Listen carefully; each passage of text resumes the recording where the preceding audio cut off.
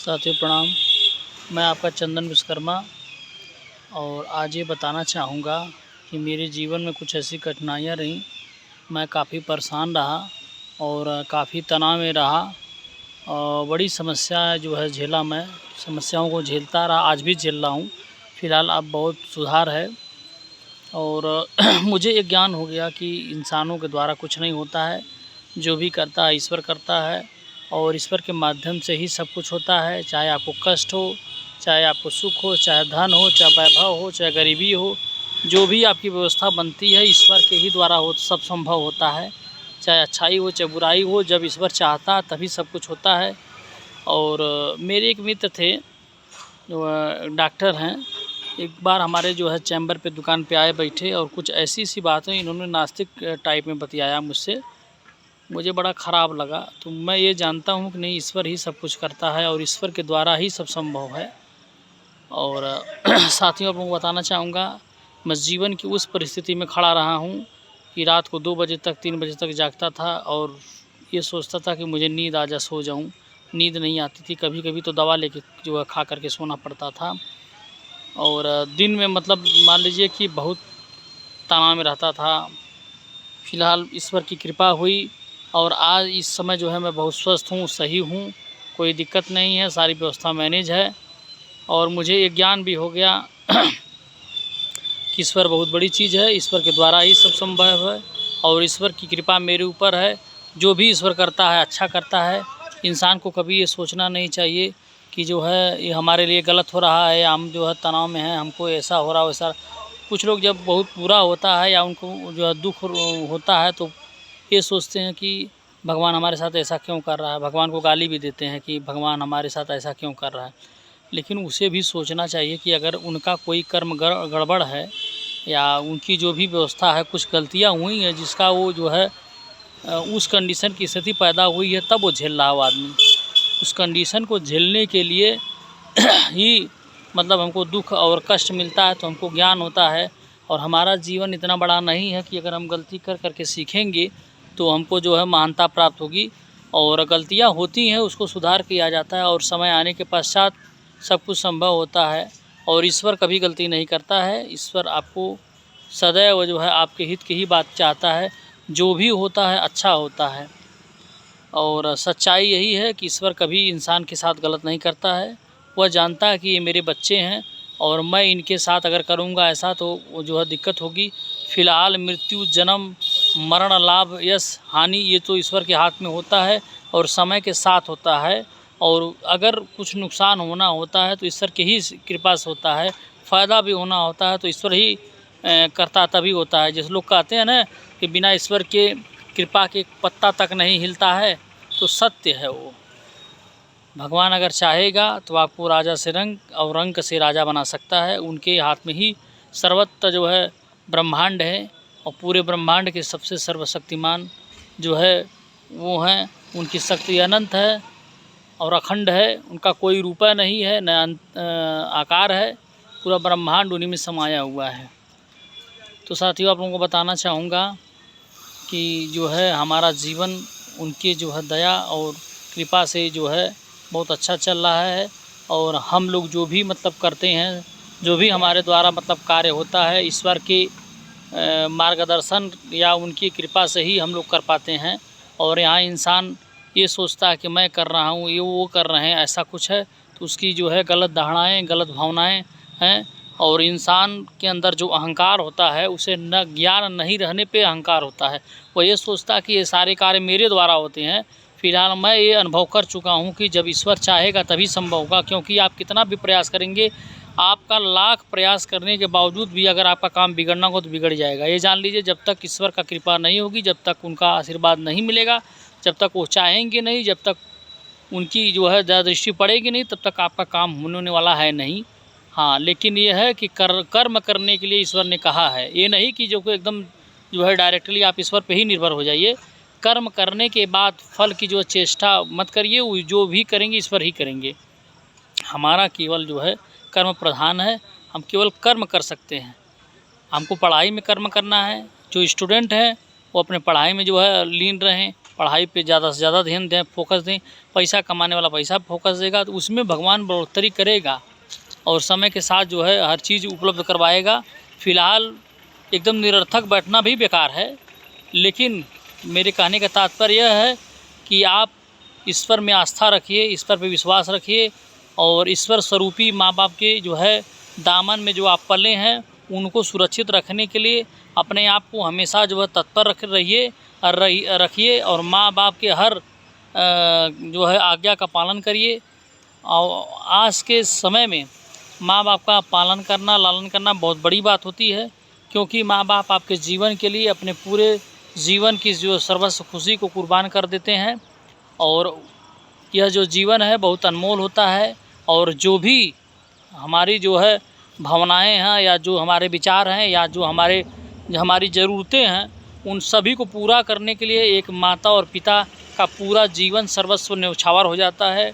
वह ये समझ लीजिए कि आजीवन आपको लालन पालन की व्यवस्था में रहते हैं। और जिनके पास माँ और पिता नहीं होते उनसे पूछिए उनकी कंडीशन क्या होती है, वो कैसे झेलते हैं। और ईश्वर से हमेशा प्रार्थना करते हैं कि हे भगवान, काश हमारे जो माँ बाप जिंदा होते तो हम भी जो है इस चीज़ का अनुभव करते। और जिनके पास हैं वो शायद नहीं कर पाते हैं। मैं तो ऐसे लोगों को देखा हूँ कि जो है एक माँ है और 4-5 उनके बच्चे हैं और पिता भी है, और जब उनके यहाँ शादियाँ और जो है विवाह हो जाते हैं सबका, तो घर में बंटवारा होता है तो वो कहते हैं कि मम्मी आप उनके में रहिए, पापा आप उनके में रहिए। और ऐसा नहीं होना चाहिए, ऐसा सोचना भी नहीं चाहिए, ये बहुत गलत विचार है। और मैं ये कहना चाहूँगा कि इस पूरे सृष्टि में ईश्वर के बाद अगर हमने किसी को समझा या जाना है या ईश्वर के बाद कोई हमारा अपना है तो माँ और पिता है। माँ और पिता आजीवन यही चाहते हैं कि हमारा बच्चा स्वस्थ रहे और कामयाब रहे और ज़्यादा से ज़्यादा सुखी व्यवस्था में रहे, संपन्न रहे, हमारे सम्मुख रहे, हमारे साथ में रहे, हमारे हर दुख सुख में साथ रहे। और हमेशा आजीवन यही दुआ करते हैं कि हमारा बच्चा बढ़िया से रहे, और हर माँ बाप की ये कामना होती है।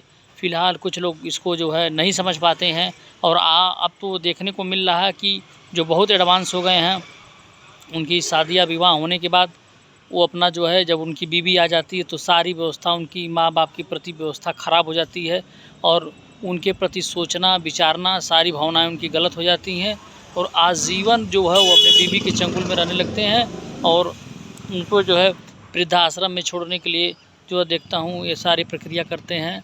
और हम लोगों ने देखा है आजकल जो फेसबुक पे न्यूज़ पे सीरियल में अक्सर इसको जो दिखाता है।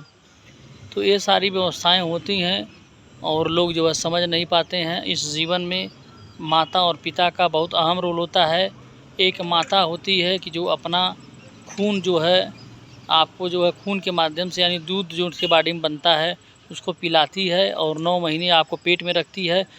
और उसके बाद जब धरती पे आते हैं आप, उसका जो है लालन पालन 4 साल 5 साल की व्यवस्था तक बहुत बढ़िया से होती है। उसके बाद शिक्षा दीक्षा, जब तक शादियां नहीं होती हैं तब तक तो माँ बाप बहुत अच्छे होते हैं, लेकिन शादियां होने के बाद अक्सर गड़बड़ होते हैं, क्योंकि बीवी के चक्कर में कुछ लोग ऐसे होते हैं कि माँ बाप को भूलने के लिए तमाम जो है विकल्प लगाते हैं। मेरी मम्मी ऐसी है, मेरे पापा ऐसे हैं, ये तमाम बातें आती हैं। फ़िलहाल ऐसा सोचना नहीं चाहिए। मैं समाज में यही कहूँगा, लोगों से यही मेरी जो है प्रार्थना है, रिक्वेस्ट है कि माँ बाप, ईश्वर के बाद माँ बाप का स्थान होता है। माँ बाप के द्वारा ही आप इस संसार में आते हैं और माँ बाप ही आपके जो है हर सुख की कामना करते हैं और ईश्वर से जो है ये प्रार्थना करते हैं कि हमारा बच्चा स्वस्थ रहे और खुशी रहे और हर दुख में आपके जो है साथ वो खड़े रहते हैं। तो माँ बाप को एक तरह से मैं ये कहूँगा कि उनकी व्यवस्था को देखते हुए ये समझिए कि वही असली भगवान है। मान करके चलिए, उनके सुख दुख में ही आपका जो हित होता है। मैं ऐसे लोगों को देखा हूँ कि 4-5 लोग हैं, उसके बाद भी माँ बाप का लालन पालन नहीं होता। लास्ट में यह कंडीशन आती है कि माँ की दवा नहीं हो पाती है, माँ दवा के अभाव में, पिता दवा के अभाव में जो है मृत्यु को प्राप्त हो जाते हैं। मेरे यहाँ कुछ ऐसे पेशेंट आते हैं, मैं देखता हूँ तो मेरी आंखों से आंसू आने लगता है और ये सोचता हूँ कि बताइए, जिस माँ के जो है 4 बच्चे हैं और इतनी बढ़िया जो उनके पास जो है कमाने का स्रोत है, धन दौलत की सारी व्यवस्था है, उसके बाद भी ऐसा जो है जीवन ये लोग जी रहे हैं। तो कभी कभी अपने आप पे भी ये समझ में आता है कि अगर हमारे बच्चे अगर इस तरह से हम लोगों के साथ करेंगे तो कैसा लगेगा। और आने वाले समय में जो है ये दिन करीब करीब मैं देख रहा हूँ जो ये मॉडर्न जनरेशन है, देखने को मिल रहा है कि ये आम बात हो जाएगी। और हम लोग अगर समाज में एक अच्छा संदेश नहीं देंगे, अपने माँ बाप के प्रति इज्जत प्रतिष्ठा नहीं देंगे, तो वही नकल जो हमारे बच्चे भी तो करेंगे, लेकिन सोच नहीं पाते हैं लोग। तो ईश्वर स्वरूपी जो है माँ बाप इस पृथ्वी पर हैं, हम उनका पूजा और देख रेख नहीं कर पाते हैं और इधर उधर भटकते रहते हैं लोगों की बातों में, और हर चीज़ के जो है अपने नज़रिए से देखना स्टार्ट करते हैं। लेकिन हमको समाज और जो है देश धर्म सबको देख करके माँ बाप की प्रतिष्ठा को रखते हुए सारी व्यवस्था को मैनेज करके रहना चाहिए। और ईश्वर स्वरूपी सर्वत्र शक्तिमान ब्रह्मांड नायक की जो है पालन और पूजा प्रतिष्ठा मान सम्मान उनके प्रति आस्था रखना ज़रूरी है, और उनके द्वारा ही सारी व्यवस्था संपन्न है, ये समझ में हम लोगों को आता है। क्योंकि लोग कहते हैं ना कि अगर किसी को गरीब बनाना होता तो इस पर कष्ट दे देता है, और किसी को अमीर बनाना होता तो छप्पड़ फाड़ के धन दे देता है। तो सच्चाई यही है साथियों। और आप लोगों से विनम्र निवेदन है, मेरी वीडियो को पूरा देखें, कमेंट सब्सक्राइब लाइक ज़रूर करें। अगर आप नए मेरे चैनल पे आए हैं तो इसको सब्सक्राइब ज़रूर करिएगा। मैं ऐसे ही वीडियो अपने जीवन पे घटी हुई घटनाओं पे बनाता हूँ, ना कि बनावटी बनाता हूँ। मेरे जीवन में जो सच्चाई रियल घटनाएं घटी होती हैं मैं उसी को अपने इस ब्लॉग में रखता हूँ, और ना कि इधर उधर की नचा के घुमा के बातें रखता हूँ। मैं ये चाहता हूँ कि समाज में एक ऐसा संदेश जाए कि जिससे एक नए समाज का निर्माण हो। और हमारा जीवन इतना छोटा है कि हम लोग गलती कर के अगर सीखना चाहेंगे तो नहीं सीख पाएंगे, क्योंकि हमारी अवस्थाएं बहुत ज़्यादा नहीं है और हमारा जीवन ये समझ लीजिए बहुत छोटा है। क्योंकि जो हमारी लालन पालन की व्यवस्था 5 साल की होती है, उसके बाद शिक्षा दीक्षा की प्रक्रिया चालू हो जाती है। 20 से 22 साल 25 साल तक 30 साल तक पढ़ाई होती है, फिर शादी विवाह हो जाता है। उसके बाद हमारे जीवन में पैसा का अहम रोल होता है। लोग कहते हैं ना इनका शादी हो गया, इनको जो पैसा कमाना चाहिए पैसा नहीं रहेगा तो मामला दिक्कत है, सारी व्यवस्थाएं दिक्कत होती हैं, परेशानियां बढ़ जाती हैं। और शादी होने के बाद माँ बाप और बीवी सबकी जिम्मेदारियां बनती हैं। और कुछ ऐसे भी कंडीशन आते हैं कि अगर माँ को बहुत ज़्यादा अगर आप प्यार करते हैं तो बीवी नाराज़ हो जाती है, बीवी को बहुत ज़्यादा प्यार करते हैं तो माँ नाराज़ हो जाती है। तो लेकिन हमको ये सोचना है कि किसकी किस कंडीशन में जो है मान सम्मान व्यवस्था को बना कर रखना है। माँ भी हमारी है, माँ के द्वारा ही हमारी उत्पत्ति हुई है, तो माँ तो सर्वत्र है। सबसे पहले माँ है, माँ का पहला स्थान है, पिता का पहला स्थान है, उसके बाद हमारी बीवी का स्थान है। तो मैं ये साथियों कहूँगा कि अपने परिवार को भी देखिए, माँ बाप भाई सबका जो है पालन लालन करिए, और सभी लोग जो है एक परिवार की स्थिति में बने रहने चाहिए। संयुक्त परिवार बहुत बड़ी चीज़ होती है, और परिवार में सभी को मिला कर रखिए, और जो आपके मित्र हैं भाई हैं सबको मिला के चलिए। क्योंकि एक उचित और अच्छे संसाधन में रहते हुए अगर आपका समाज एक बढ़िया बनता है तो समाज से गांव बनता है, गांव से देश बनता है, और देश से हमारे पूरे राष्ट्र का निर्माण होता है। साथियों मैं यही कहूँगा कि अगर हमारा कोई भाई है अगर हमसे भटक गया है या गड़बड़ रास्ते पर चला गया है या उसके जीवन की व्यवस्था गड़बड़ा गई है, और आप अगर मतलब अच्छे कंडीशन में है तो उसकी हर तरह से मदद करिए, क्योंकि वो आपकी जो है व्यवस्था का जो है जिम्मेदार है। आप उसकी व्यवस्था को देख करके आगे बढ़ाइए। अपने भाई को अगल बगल जो लोग हैं सबकी मदद करिए, और आजीवन ये सोच लीजिए कि ईश्वर ने मुझे धरती पे भेजा है तो वो यहाँ हमको खालिया हाथ भेजा और खालिया हाथ जाना है। तो हर तरह से मदद करिए, और ईश्वर की बार बार जो है श्रद्धा सुमन पूर्वक उनको विनम्र निवेदन करिए, प्रार्थना करिए, उनकी हर भावना को समझने की जो है कोशिश करिए। और किसी भी समय आप ये अपने आप को एहसास ना करिए कि मेरे साथ गलत हो रहा है, मेरे साथ ऐसा हो रहा है वैसा हो रहा है।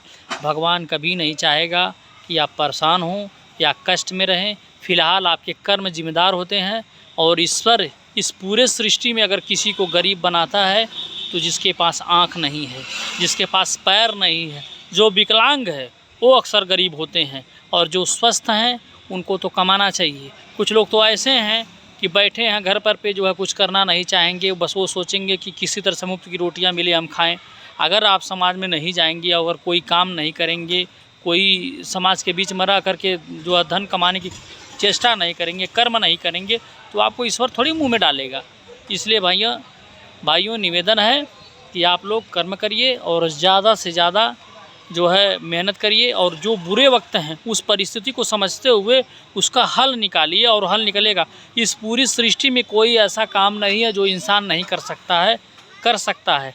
फ़िलहाल जैसे ईश्वर के कुछ ऐसे काम हैं जो केवल ईश्वर ही करता है। फ़िलहाल हमको पूरे परिवार का लालन पालन, समाज का जो है देख रेख करना और पैसा कमाना, ये हमारे हाथ की बात है। और अगर हम मेहनत करते हैं तो भगवान हमको ज़रूर सफल बनाता है।